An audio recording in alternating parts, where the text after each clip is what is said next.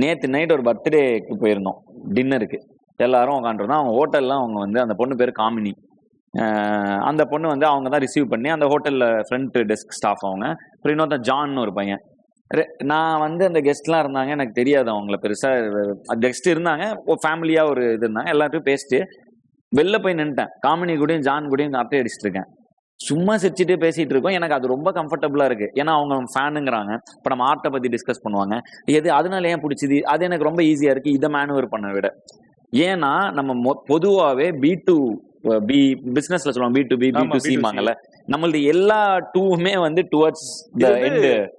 D2C மாங்க, direct to customer. So எல்லாமே அப்படி. அப்புறம் என்ன பிரச்சனை, இந்த கஸ்டமரை ரொம்ப பர்சனலா வர பார்க்கணும். சோ நம்மளோட எனர்ஜி ஃப்ரெண்ட்ஸாவே பாத்துறோம். சோ நம்ம எனர்ஜி கம்யூனிகேஷன் எல்லாமே இதுக்குள்ள போயிடுறதுனால இந்த இண்டஸ்ட்ரியில மேனுவர் பண்றதுங்கிறது கஷ்டம்.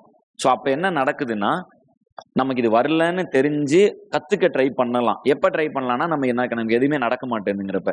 ஆனா அந்த எஃபர்ட்டை விட என் பசங்களை வச்சு நான் ஏறி வந்துருவேங்கிறது அது ஒரு இந்த எஃபர்ட் எனக்கு ஈஸி. இந்த படம் வந்து ரொம்ப ஆன் பேப்பர் வந்து இம்பாசிபிள்னு சொன்ன படம். எனக்கு ஒரு பிரச்சனையும் படல. என் பசங்களோட சேர்ந்து ஜாலியா எடுத்து சூப்பரா ஒர்க் ஆன படம். அந்த ஜேர்னி ஈஸி. ஸோ இதுதான் வந்து நம்மளுக்கான பிரச்சனை. நம்ம இன்னும் கொஞ்ச நாள் ஆகும் பொழுது, இன்னும் ஒரு 15 வருஷம் கழிச்சு இந்த கம்யூனிகேஷன் ப்ராசஸ் நமக்கு சப்பை ஆயிடும். ஆமா, நம்ம அதுல ஒரு மாஸ்டர். ஆமா, ஏன்னா 8 வருஷம் முன்னாடி இங்க உள்ள வந்தப்ப நான் இன்னும் ஷெல்லு. இப்பவே எனக்கு தெரியுது இவங்கெல்லாம் கலீக், இவங்கெல்லாம் அப்படி. ஆனா கம்யூனிகேட் பண்ண ஆரம்பிச்சிட்டேன். எனக்கு இது நடக்கும், இது வேணும், அது வேணுங்கிறத கம்யூனிகேட் பண்ண ஆரம்பிச்சிட்டேன். பட் அந்த ஒரு விஷயம் அவங்க கிட்ட பேசி அவங்க கூட டச்சில் இருந்து அப்படி நம்ம ஒன்று பார்க்குறோம்ல, அது நமக்கு இன்னும் டைம் ஆகும். அதாவது இங்க மியூசிஷியன்ஸை படத்துக்கு மியூசிஷியன்ஸை நான் கொண்டு வரதுக்கு எனக்கு யாரையுமே தெரியாது.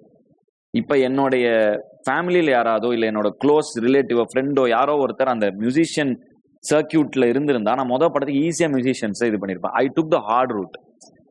போய் பார்த்து பேசி அப்புறம் வந்து ஒரு பிரவீன் அண்ணான்னு ஒரு அண்ணா இருந்தார். அவர் வந்து எப்படியோ எங்கேயோ அவர் வந்து சினிமாவில் அந்த டைம் மேனேஜ் பண்ணிட்டு இருந்தார். அவங்க அப்பா யாரோ ஒருத்தர் இதாக இருந்தார். அந்த அண்ணன் ரேண்டமா எங்களை பார்த்துட்டு தத்தளிக்கிறானுங்கன்னு பார்த்துட்டு டைனிங் டேபிள்ல தான் ஆம்பளை மியூசிக் போட்டுட்டு இருப்போம். உண்மையிலே இந்த பசங்க கிட்ட ஒண்ணும் இல்லைங்கிற அவரு டைனிங் டேபிள் தான் எங்க ஸ்டுடியோ டேபிள். அப்ப ஸ்டுடியோ டேபிள் வாங்கலாம் காசு இல்ல. சோ சுந்தர் நான் வந்து டைனிங் டேபிள் மாதிரி இவ்வளவு பெரிய டேபிள், மியூசிக் கீபோர்டு அதுல தான், கம்ப்யூட்டர் எல்லாம் வச்சிருப்போம், மேலேயே வச்சிருப்போம் CPU ஆம்பளை. அவர் அங்கதான் உட்காந்து கேட்டுட்டு இருப்பாரு. ஆமா, சோ அந்த ஸ்டுடியோ டேபிள் வாங்கல, எல்லாம் அக்கோஸ்டிக்ஸ் பண்ணிருப்போம். அப்போ அதுக்கு முன்னாடி இருந்த எல்லாமே அப்படிதானா? ஆமா, எல்லாமே அப்படிதான். நீங்க அந்த இந்த மாதிரி சோஃபா ஹிப்ஹாப் தமிழ் ஆல்பம், ஆமா, இந்த ஃபோம் இருக்கு இல்லையா, இத வச்சு நாங்க கட்டி ரெடி பண்ணிருப்போம் அக்கோஸ்டிக். சுந்தர்னாலாம் டே என்னடா இது ஸ்டுடியோ பாரு. சோ அப்படிதான் பண்ணோம். அப்ப பிரவீன் அதை பார்த்துட்டு உண்மையிலே இந்த பசங்க பாவண்டா அப்படின்னு சொல்லி அவரு கூப்பிட்டு ஒரு ஆள் நம்பர் கொடுத்து, இவரு உங்களுக்கு என்ன வேணாலும் செய்வாரு தம்பி. இப்படிதான் நாங்க லைஃப்ல இது பண்ணிருக்கோம். சோ அப்ப என்ன ஆகுது, அகைன் நம்ம போய் கேட்டு ஒண்ணு வாங்குறதே நடக்கல. ஒருத்தர் நம்மளை பார்த்து ஒண்ணு, தம்பி இதுதான் திறமையை பார்த்து கிடைக்குதா, அப்ப நம்ம அதுக்கு ஸ்டிக் ஆயிடுறோம். என் திறமை அதனால இது கிடைக்குதுன்னு நம்ம அப்ப நான் திறமையை காட்டுறதுக்கு மட்டும் ஓடுறேன் அப்படின்னு ஓடுறோம்.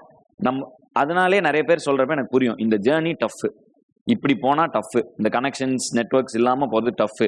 ஆனா ஒரு நாள் ஃபுல் சர்க்கிள் முடியும் பொழுது எல்லா கனெக்ஷன் நெட்வொர்க்குமே உங்க தம்பிங்களாவும் உங்க பசங்களாவும் இருப்பாங்க. It will be your family. நீங்கள் ஒரு குடும்பத்தை உருவாக்கி இருப்பீங்க. You will be more happy. I feel very happy to be this way. என் பசங்க இது ஜாலியா இருக்கும்.